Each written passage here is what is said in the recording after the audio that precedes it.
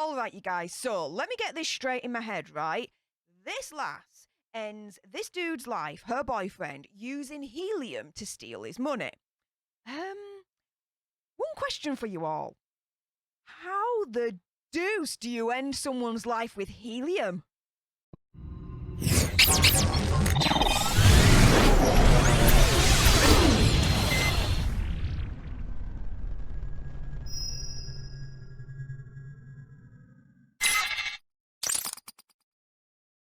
Hey up everyone, it's me, Stef The Alter Nerd, your nerdy alternative, and welcome to another Daily Nerd video where I give you the true crime story of the day that's caught me eye. And yes, this is all about the gold digger lady killer, the widow of Walcha herself. If you want to know more though, stay tuned, I'm going to break it down for you in a moment. But before we get there, please just take 2 seconds of your time just to subscribe to join our Alter Nerd tribe. Like, share, comment, all that good stuff. And make sure you turn your notification bells to on so you're notified every single time I go live or upload an awesome video like this. With that being said, though, let's crack into it, shall we? So, the widow of Walcha, her name is Natasha Darcy, and she was found guilty last year of murdering her farmer partner, Mathew Dunbar. Now, this all happened in Australia. Now, a woman, the article states, who told countless lies and admitting helping her partner to basically end his own life. After a Google history revealed she was researching ways to end him for months before he actually passed away, has actually been found guilty of his murder. So, Walcha sheep grazier, when I can get my teeth in my gob there, Mathew Dunbar, passed away in his bed in the early hours of August the 2nd, 2017. So this happened quite a while back, guys, after ingesting a cocktail of sedatives, including a veterinary tranquilizer commonly used on sheep and horses, then asphyxiating when a helium tank was connected to a plastic bag around his head. All right, so, already I'm like, okay, how in the hell can you get to the mind point of, do you know what? I've got an idea of ending my partner. I'm gonna shoot him up with a shootload of sedatives and tranquilizers, and just to finish him off, do you know what? Helium. How does anyone put those things together and think that would be like the best way ever to end someone's life? Like, I don't get it. Now, when I'm thinking of helium, right, I'm thinking of, do you know what you put in the balloons? You know, like the party balloons. And then as a kid, and even now, really, as an adult, you know, you pop the balloon and you suck the helium out, and then all of a sudden your words and your voice gets all squeaky like, and I'm pretty much sounding like that anyway now, I admit. However, right, I'm thinking party balloons helium ended up ending this dude's life. Like, this is nuts with a capital N, right? Are you guys in agreement? Am I being an idiot here? Please, obviously, let me know in the comments down below. But we continue with this article. So here they are in better times. His partner, Natasha Beth Darcy, told first responders and investigators that Mr. Dunbar had ended himself. And it added he was depressed about his sexuality, his relationship with his mother, and a serious leg infection that led to his admission to hospital amid amputation fears in the weeks before he passed away. But on Tuesday, so this was back in June 2021, right? Following a 2-month-long trial and 3 days of deliberations, the NSW Supreme Court, which that stands for New South Wales, found that Darcy had actually killed him. During the trial, the court heard the depression Mr. Dunbar suffered was, in the opinion of his psychiatrist, caused by the gaslighting and exploitative behaviour of Darcy after she moved into his home with her 3 children and started making cruel comments and material demands.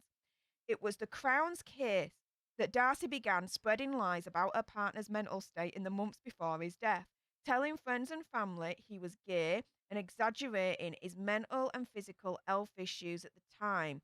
Um, at the same time, she was goading him to end himself and using Google to research how to basically end him herself and make it look like that he essentially ended himself instead of her actually doing it, if you get my drift.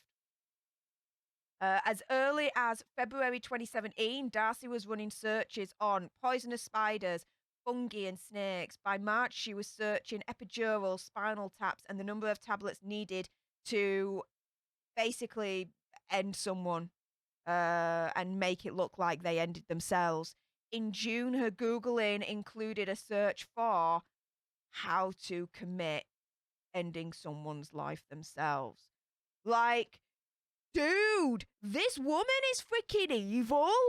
Like, she literally, like, months before is researching the hell out of this. Now, don't get me wrong. I'm pretty anal when it comes to research, right? I like to do my research. I like to look at things. I like to know the facts before I move. I really like to dig deep into things, you know what I mean? And get a real good understanding of what the deuce is going on in terms of the subject that I'm looking at, right? But dude, that went to a freaking extreme here. Do you know what I mean? And I'm sorry, but let's put it this way, right? Anything you do on the internet, you can get caught out. Everyone, Big Brother's watching, basically. All right? Big Brother is always watching unless you are using sophisticated technology to block prying eyes. They know exactly what you're searching for, no matter how much you try and hide your tracks. So how she felt that she was going to get away with it, right? When she's literally searching these terms, how to commit an act to end someone's life, right? Searching epidurals, the number of tablets needed for someone to end their own life, poisonous spiders, research on how to end him and make it look like he ended himself. Like, how she thought that those searches were not going to be found out by the authorities. The lass is evil, but in my opinion, conspiracy theory, whatever, she is damn stupid as well. Absolutely freaking stupid. Oh my goodness. So we continue. Throughout the following months, her searches honed in on the method she would eventually use to end Mr. Dunbar, along with searches for murder by including stroke or heart attack. She looked into substances she could easily access, such as her son's ADHD medication, Mr. Dunbar's own antidepressants, and veterinary sedatives. Like, she went all in with this research. This is freaking nuts. Now, according to The Crown, Darcy also did 2 dry runs in June. So not only did she research the heck out of this, she actually practiced it as well. Freaking hell. Wow. Like, usually when I'm reading these stories, right, you guys, it's usually a case of, they do the act, they do the deed, the evil dude does the deed, and, they then get caught and sent down and they rot away forever and ever. Amen, right? Quite rare, in my opinion, that you find someone evil that actually does a lot of homework first before they do it. And I tell you something, I hadn't heard anything like this before, where an evil person does their homework and then tests it out and does quote-unquote dry runs before actually doing the ultimate deed themselves. Like, who does that? Oh my goodness, who is in that mindset for such a long time to research how to end someone's life, to then do 2 practices on them, and then be like, yeah, 3rd's going to be the charm, let's go for it. What? Who the deuce is she? Oh my goodness. Right, so she does these 2 dry runs in June, testing the effects of the substances on Mr. Dunbar. Now, during one incident, she's suspected of injecting his leg with the veterinary sedative, I'm going to try and pronounce this, acipromazine, while he was unconscious. The court heard he had a blackout of several days' duration, ending up in hospital with a serious leg infection as doctors prepared him for a worst-case scenario of amputation. Throughout July, as he recovered, Darcy ramped up her searches, finding the method she would settle on to ultimately end him. And this was basically what we said right at the beginning. This bag filled with helium that she would put around his head that he couldn't escape from. Dude, I still can't get that out of my head. Helium. Helium. What you put in like a kid's balloon for freaking birthdays and parties and the clowns and everything. Helium that you pop the balloon and you suck the air out and then your voice goes all... Do you know what I mean? Helium! What? This world is nuts. That's what's in my head right now. Dude got his life ended by something that's basically used in children's parties. On August 1st, the morning before his passing, he and Darcy went to Tamworth Hospital for an appointment with his orthopaedic surgeon to discuss the progress of his leg recovery. The surgeon gave evidence in court that he told both Darcy and Mr. Dunbar that he was extremely happy with his progress and that most of Mr. Dunbar's symptoms had resolved. Good news, right?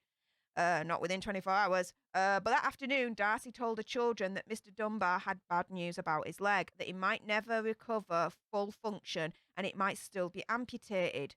She gave the same line to first responders and police after found him basically not alive anymore. Like, oh my goodness, do you know what? Not only was she obviously evil, right, to Mr. Dunbar, but her children as well. Like, lying to your children about his leg and that it might be amputated. Like, putting that in your child's head. They must have been, I could only imagine, shiz scared, terrified of what was to come for him and how it would affect them. Some may have had nightmares because of it. Wow. She did, in my opinion, conspiracy theory, whatever, she did not care at all. Sociopath, psychopath, whatever you want to call it, I think that's her all day long with this. This is too calculated, way too calculated. It's so scary. After giving police a phone, which she'd used to search data retention laws, post ending of your own life crime scenes, whether police could recover deleted messages and internet history, and whether helium was detectable in autopsies. Like, her freaking research, she went above and beyond with her research. Wow. Darcy told investigators she only looked up helium and sedatives after he had passed away. Well, that was easily figured out as a freaking lie. The court heard that while on remand, she also wrote a letter to a friend offering $20,000 to lie about Mr. Dunbar being in a position where he wanted to end his own life, saying she would inherit his $4.65 million property after being found not guilty. In a follow-up letter, she apologized for the low sum and told a woman to name a price. This was after denying to police and friends that she knew she was a beneficiary of Mr. Dunbar's estate. Like, this lass is getting so tangled up in her own lies that she's, in my mind, forgetting what she's saying. She's contradicting herself every which way. And it makes it so much easier for the authorities to turn around and be like, yeah, lie, lie, lie, lie, lie, lie, big fat liar. Oh. This was after denying to police that she was a beneficiary of Mr. Dunbar's estate. Like, seriously, and you write a letter saying that you're going to inherit his multi-million-pound property to the friend. Like, dude. Great at researching how to potentially end someone's life and different methods, this, that, and the other. Not so great into researching how to be a good freaking liar. Oof.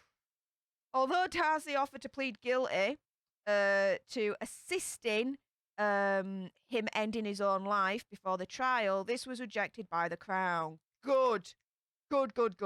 And she did not put forward any evidence during the trial that she helped Mr. Dunbar end himself. Rather, the defense relied on arguing that he took his own life, a notion the jury unanimously rejected. I'm sorry, but it's so freaking easy just to see through her lies. Like, she's contradicting herself every which way. How can the jury not find her guilty? You know what I mean? And then Darcy, her strawberry blonde hair cascading over a grey cardigan as she sat in the dock at the Darlinghurst court, did not visibly react as the jury of 7 men and 4 women delivered their unanimous guilty verdict. I bet not. At the end of the day, right, it comes down to this. She must have known at that point that she was going to be found guilty. Must have known. If she's intelligent enough to put in all that work and freaking effort to freaking research how to do it in different ways, do the freaking dry runs, which that is like completely insane to me, right? Then it's all premeditated. Every single step of the way, it's premeditated. It's highly calculated to the point where it's unbelievable, right? That is, unfortunate to say, showing quite a high level of intelligence that when she's at the trial, she must have thought, yeah, shiz, I kind of pretty much lost myself in the lies, contradicted myself every which way. Yeah, I think I'm going down. No wonder she didn't do any reaction whatsoever when the guilty was like, yeah, totally guilty, send that monster down, right? Now, she's actually been sentenced. So this happened today as of the filming of this video, which is the 21st of February 2022. So today, the North South Wales NSW Supreme Court Justice Julia Lonergan declined to impose a life sentence for the murder, instead jailing her for 40 years with a 30-year non-parole period. In her judgment, Justice Lonergan made factual findings confirming that Darcy had attempted, damn right, to stage Mr. Dunbar's passing as him ending his own life, following months of planning that included acting out an elaborate, clumsy, and ugly ruse that Mathew had been troubled. Again, it's all freaking premeditated. This is so scary. How it's so calculated and so planned in a way.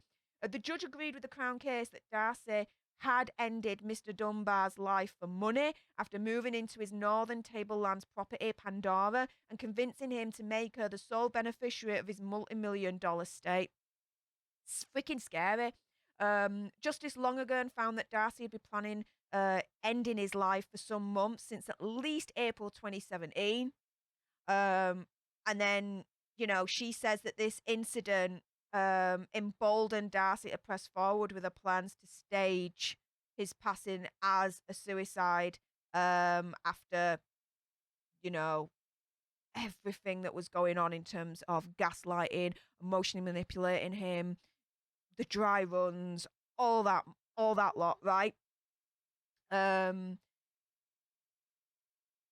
But Justice Lonergan ultimately says that Darcy's lies and methods were stupid, clumsy, and ugly, but were sadly successful in achieving Mathew's passing. They were not, however, good enough to evade detection.